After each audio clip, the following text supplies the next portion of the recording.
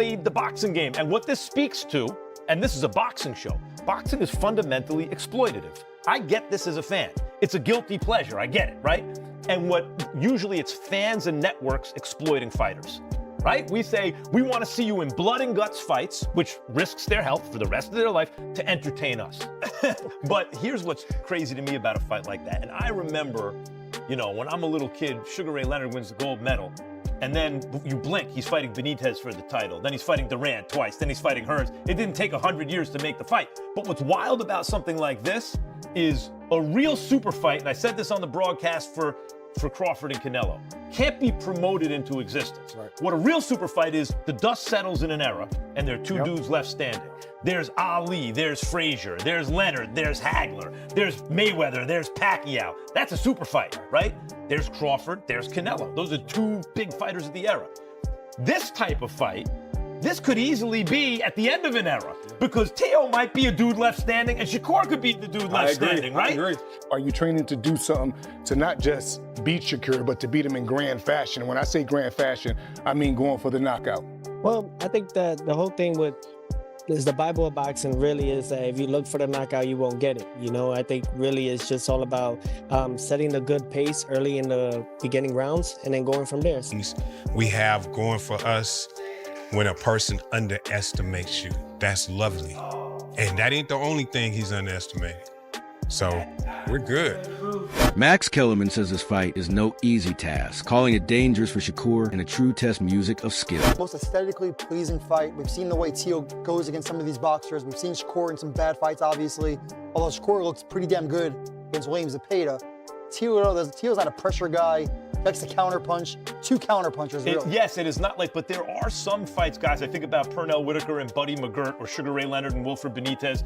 I love the high-speed chess match. Not every fight has to be rock'em sock'em robots, right? That is, I agree with you. Aesthetically, there could be problems because someone has to take the lead, and they're both counterpunchers. But Chris, Teo has some angles with his feet that might bother a guy like Shakur. That's exactly what I was thinking.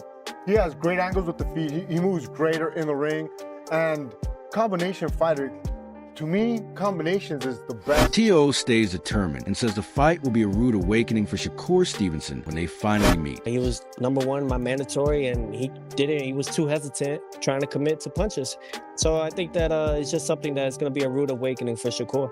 Hey, Doug, you hear that? He said the Bible of boxing. What else is called the Bible of boxing? It's Ring Magazine. And he's a two-division Ring Magazine champ. A great ambassador for those championship belts as well. Yep, absolutely.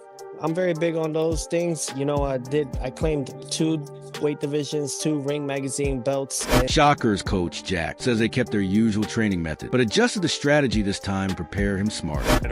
Trying a few new little things, you know what I'm saying? But other than that, it's basically the same thing we've been doing. We changed the strategy, but no camp is never exactly the same.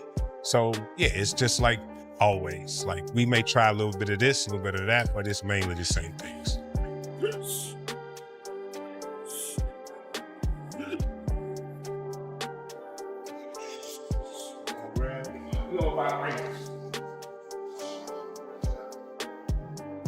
One of the best things we have going for us when a person underestimates you. That's lovely. And that ain't the only thing he's underestimating. So we're good.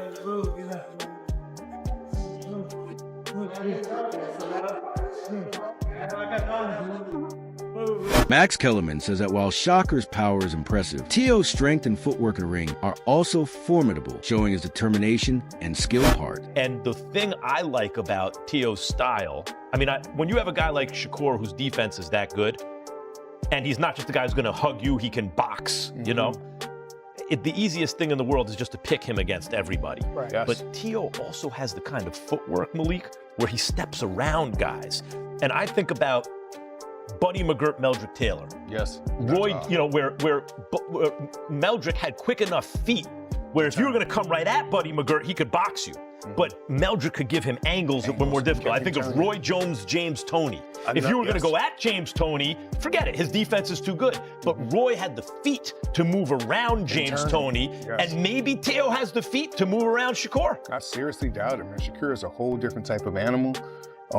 His ring IQ is up there with the best. He's getting literally, I don't know how many times we've seen Shakur says people criticize him and don't give him the credit he deserves, often downplaying his achievements and calling his opponents insignificant. After and just kept it moving. I do feel like I am in a situation that when I do make fighters look bad and beat them up, the first thing that they going to run to is, oh, this guy wasn't that good, or this guy is not nobody. They're going to take away from my resume, same way they did with Bud. Just like my last fight.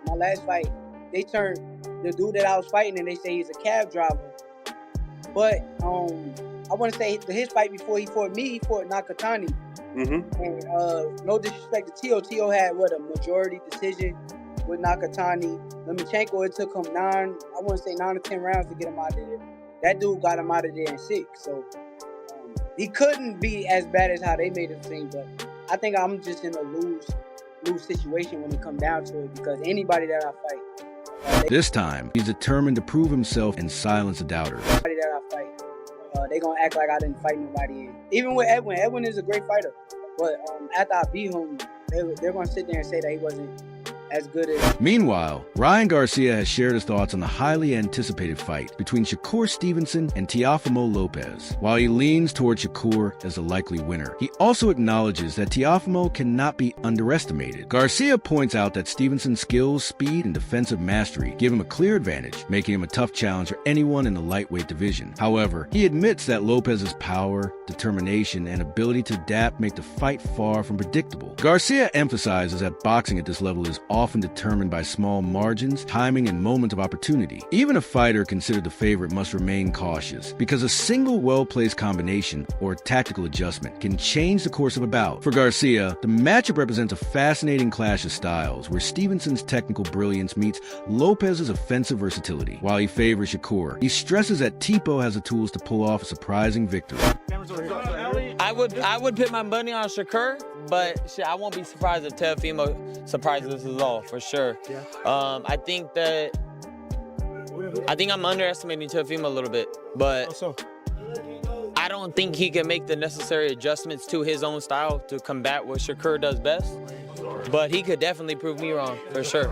Oscar Valdez recently shared a perspective on the upcoming Teofimo Lopez versus Shakur Stevenson fight, explaining why he believes Teofimo has a real chance to win. Valdez focuses on Lopez's positioning, footwork, and natural counter-punching ability. He notes that Teofimo uses his back foot to maintain balance, step back when needed, and exploit his long reach to land precise counters. This combination allows him to engage in a style where he can absorb punches without taking excessive damage, a skill he has honed since his amateur days and Olympic experience. Valdez emphasizes that pure boxing fans may not always appreciate this style, but it's a critical part of Teofimo's game. He points out that beating a fighter like Shakur Stevenson requires patience, timing, and strategic pressure.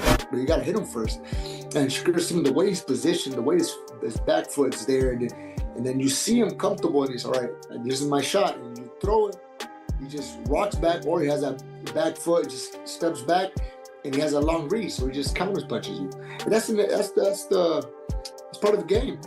You get hit and not get hit. And Shakur Stevenson does it to the T.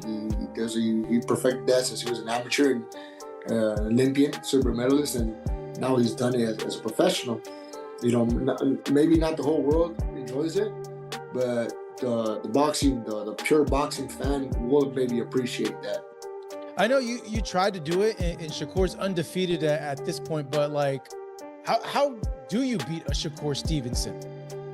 You know, I think how you beat a Shakur Stevenson, if I can go back, you do something. Teofimo must wait for the right moment to land effective shots that force Stevenson into difficult positions, just as other skilled fighters have done against technically superior opponents in boxing history. Valdez draws parallels to past matchups where precision and opportunistic timing have allowed underdog fighters to claim unexpected victories. According to Valdez, Lopez's ability to remain composed, control distance, and deliver counters under pressure makes him a real threat. If he applies smart pressure while staying defensively sound, Teofimo could challenge Stevenson's undefeated record. Valdez sees this matchup not just as a test of skill, but as a tactical battle where Lopez's counter-punching and strategic patience could determine the outcome.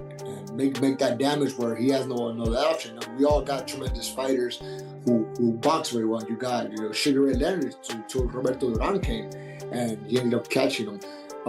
You got Sweet Pete Pernell Whitaker. He was an amazing defensive fighter. So Zurdo Ramirez came in and beat him, and other fighters.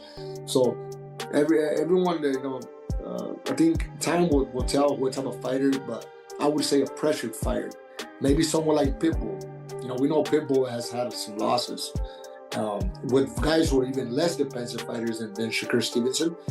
So Rayo Venezuela and then Gervonta Davis, and then his controversial